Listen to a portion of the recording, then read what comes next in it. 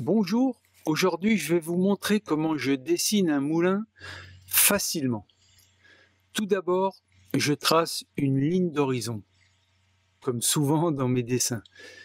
Puis après, à l'aide de formes simples, en fait, dans mon cas, je vais dessiner un cube qui sera la maison du meunier, et puis un cylindre qui sera le moulin en lui-même.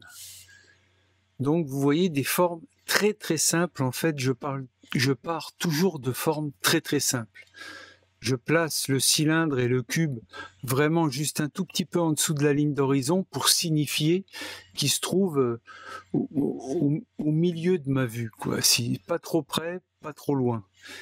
Et ce que je fais, c'est que je fais un croquis pour placer les différents éléments qui vont composer ma scène. Alors une route que je vais faire pour aller vers mon moulin, et puis des champs, peut-être une autre petite maison par ici, donc je mets tout de suite un autre cube, et puis là je place vite fait ce qui va constituer mes arbres, ma végétation, pour composer en fait une scène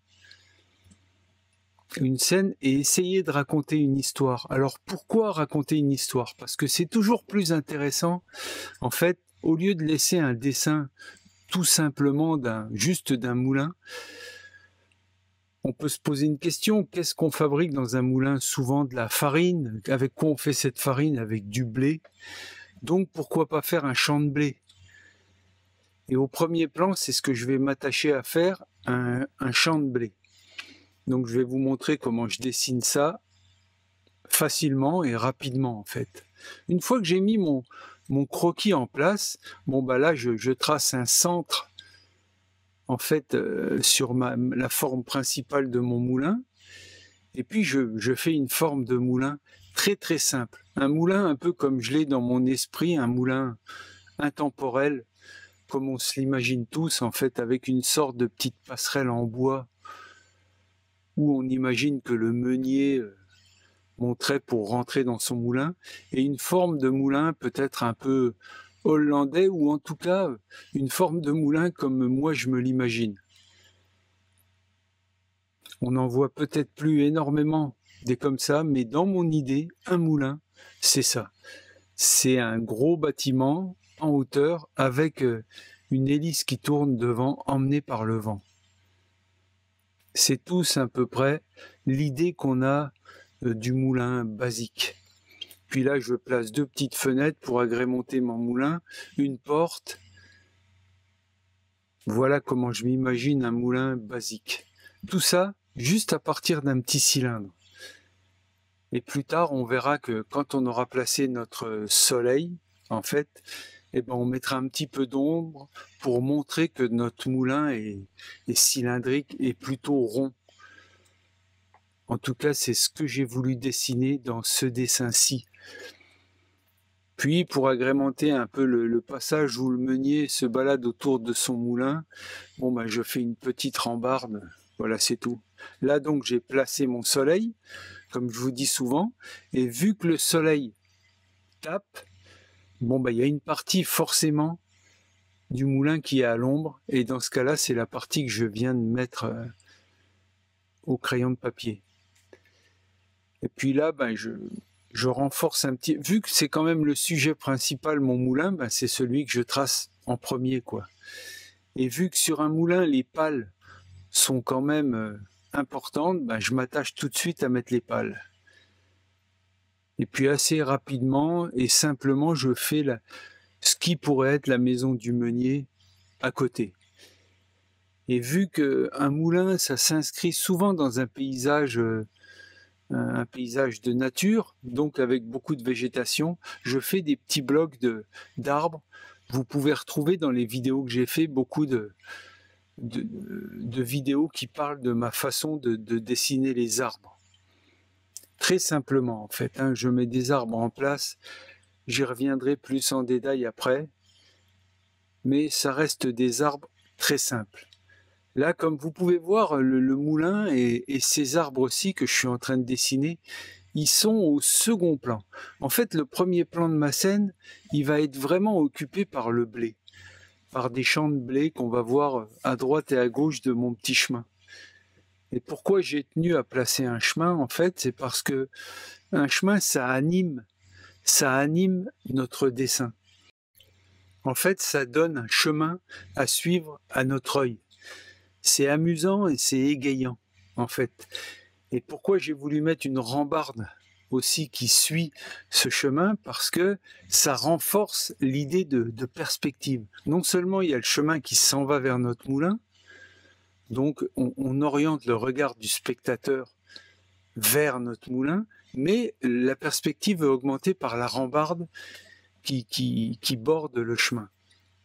Donc là, comme je fais souvent, comme je fais d'habitude, je gomme les traits qui ne me servent plus à rien. Donc le cylindre que j'avais mis en place pour dessiner mon moulin, je le gomme. Puis là, je reviens un peu sur ma végétation pour vraiment renforcer cet endroit où il y a, qui est vraiment le sujet. Le sujet, c'est quand même le moulin. Et donc là, je m'applique sur ce côté-là, le moulin, la maison du meunier. C'est là qu'il y a de la vie vraiment dans le dessin. Et quelques petites rambardes autour. Et surtout la végétation.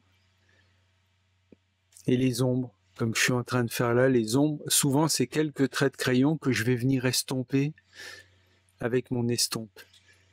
Et là, les moulins, ils sont souvent fabriqués à partir d'un treillis en bois,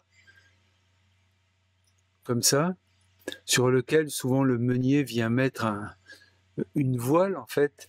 Et quand cette voile est mise, le vent entraîne les pales. Et pourquoi le moulin est rond? Souvent parce que le haut, la tourelle, peut pivoter. Et c'est pourquoi quand le vent vient de telle ou telle direction, la tête du moulin est capable de pivoter et donc de pouvoir s'adapter à la direction du vent. Dans ce cas-là, on va dire que le vent vient de où on se trouve et c'est pour ça que le moulin est bien de face, quoi. Donc j'ai estompé un peu l'ombre de mon moulin. On a notre dessin qui est quand même bien mis en place. Et ce qui est important aussi, comme vous pouvez remarquer, c'est que mon moulin, je ne l'ai pas mis au milieu. Vous voyez, comme je vous explique souvent dans des règles de composition d'un dessin, c'est mieux de placer son moulin peut-être sur un tiers de la division de la largeur de notre dessin. Vous pouvez pareil retrouver des vidéos qui parlent de ça dans toutes mes vidéos et même des vidéos qui parlent du nombre d'or pour dire que l'endroit où on peut poser notre sujet est très important en fait et que c'est bien de respecter certaines règles qui sont connues en fait et qu'on peut appliquer dans nos dessins. Puis là, au milieu du chemin, en fait, on peut imaginer que c'est un chemin de terre. Au milieu du chemin, il y a un peu des herbes, comme ça, de l'herbage. C'est ce que je suis en train de faire là. Et comme je vous disais ici, je dessine des épis de blé, en fait. Et donc, vu qu'ils sont au premier plan, ils sont assez gros, ils sont juste devant nous. Et puis, c'est pareil que le moulin, je l'ai fait comme je me les imagine, des épis de blé un peu graphiques, avec leurs feuilles un peu recourbées comme ça. Alors évidemment, je ne vais pas dessiner 100 000 épis de blé. L'important, c'est d'en dessiner quelques-uns, peut-être une dizaine en tout, ou plus, c'est comme vous désirez. Mais moi, dans mon cas, j'en fais quelques-uns, juste pour signifier aux spectateurs de votre dessin qu'ici, c'est du blé. Alors, il suffit qu'il en voie quelques-uns de bien nets devant ses yeux et l'œil du spectateur va reconstruire l'entièreté du champ. C'est pour ça que sur tout le reste du champ, je fais juste des traits qui vont vers le haut, qui signifient qu'on est dans un champ de blé. Et pourquoi je fais les brins de blé en fait un peu de tous les côtés? C'est parce que on peut s'imaginer qu'une faible brise agite tous ces blés et puis qui remue au gré du vent. Puis là, je trace les piquets de ce qui borde la route, de ma rambarde qui borde la route.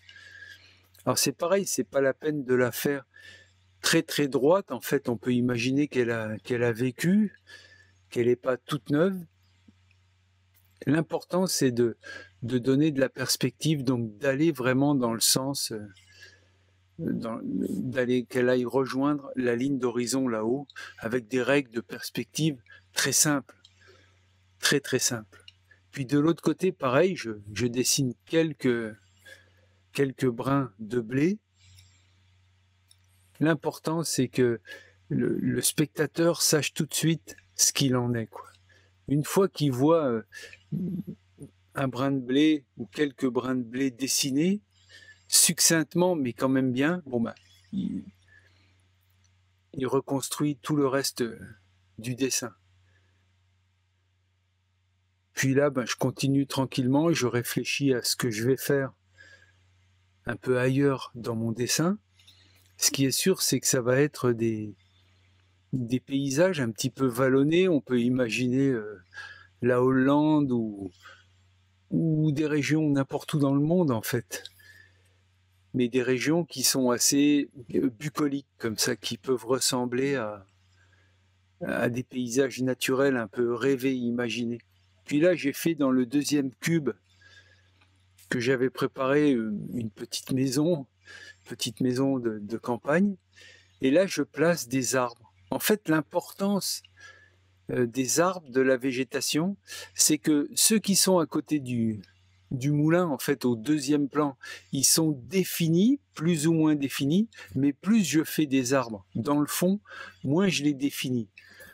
Pareil pour donner l'illusion de la profondeur, c'est-à-dire que vraiment les brins de blé qui sont tout près, ils doivent être très très définis. Les arbres qui sont à côté de mon moulin sont moyennement définis, mais quand même pas mal définis. Et puis plus je m'écarte au loin, plus ça devient des formes floues, en s'évertuant toujours pour qu'on puisse reconnaître malgré tout des arbres ou de la végétation. Et carrément, ce qui est tout au loin, là-haut, à des kilomètres, même à des dizaines de kilomètres, ben là, ça reste vraiment juste des formes esquissées de montagnes ou de monts qui peuvent être là-haut et qui sont dans le flou du lointain. C'est vraiment ça l'idée. On donne la perspective avec différentes solutions, en fait. Soit en amenant les lignes de ma rambarde dans le sens de la profondeur, et soit en éloignant et en rendant plus flou ce qui compose notre dessin. C'est ça l'idée. Puis là, c'est toujours pareil, comme le soleil tape. Bon, ben, je fais les ombres de ma rambarde, de mon moulin, de mes herbages, dans le sens où le soleil tape, en fait. Hein. Et c'est pareil, donc les ombres donnent du volume à notre dessin. Et c'est important de les mettre, même si là, ça reste quand même une esquisse. C'est-à-dire qu'une esquisse, je veux dire que c'est un dessin finalisé, mais qui pourrait avoir beaucoup, beaucoup, beaucoup plus de détails. Si je le repassais avec un crayon noir, par exemple, ou si je le mettais en peinture, eh ben, j'y apporterais encore beaucoup, beaucoup, beaucoup plus de détails. Puis là, ben, comme je fais souvent, je fais mes nuages. C'est pareil, vous pouvez retrouver des vidéos qui vous parlent de comment je fais mes nuages. Donc des nuages assez simples. Encore une fois, c'est toujours pareil, des nuages un peu graphiques comme ça qui symbolisent pour moi les nuages tels que je les ai toujours vus dans tous les ciels que j'ai pu avoir devant mes yeux. J'ai toujours vu les nuages comme je les dessine là. Assez bedonnants comme ça, assez enflés. Et pareil, on peut donner le dessous de nos nuages est toujours légèrement plus foncé que ce qui compose les ébullitions de nos nuages. Et là, ben, de mes cheminées, une petite fumée qui monte, graphique aussi, quelques petits arbres. Et puis c'est ça qui va composer en fait l'ensemble de notre dessin. L'important, vraiment l'important dans le dessin, c'est de réaliser le dessin déjà pour qu'il soit correct, mais aussi de raconter une histoire. C'est très très très important de toujours amener une narration en fait. Et puis, si possible, de la perspective, de la profondeur, du volume. C'est ce que j'essaye de vous montrer dans toutes les vidéos que je fais pour vous, en fait, d'amener des solutions pour faire des dessins complets ou que j'imagine, pour ma part, être complets, quoi. Amener de l'histoire, penser un petit peu à ce qui entoure notre sujet principal et le résumer dans notre dessin sous forme graphique. Et c'est ça qui est amusant. Quelquefois, c'est pas la peine de travailler tous les détails d'une scène, c'est l'ensemble de notre dessin qui représente le sujet de ce qu'on veut dire en fait. Puis vous voyez, après, une fois qu'on a mis tout en place, évidemment, plus on passe de temps, plus ce sera mieux. C'est toujours ça l'idée. Mais moi, c'est ce qui peut terminer ce que je voulais vous montrer aujourd'hui, comment mettre en place et dessiner un moulin en situation. Comme je vous dis, après on peut le passer au crayon feutre, au crayon de couleur, à l'aquarelle, à la gouache, même à la peinture à l'huile, ou lui faire des valeurs de gris, ou en sépia. Il y a beaucoup de façons de traiter une image, si on veut que ce soit plutôt nostalgique, ou plutôt ci, ou plutôt ça. Puis là, ce qui est important, en fait, c'est que ces blés que j'ai mis au premier plan, ceux-là, c'est important de les faire bien ressortir et qu'ils soient assez justes. Parce que c'est quand même vraiment le sujet de notre dessin. Le blé, le meunier, le moulin, le vent, le côté bucolique d'une scène campagnarde et intemporelle. Je vous remercie de m'avoir suivi. N'hésitez pas à me laisser vos commentaires et à vous abonner à ma chaîne. Et je vous dis bon dessin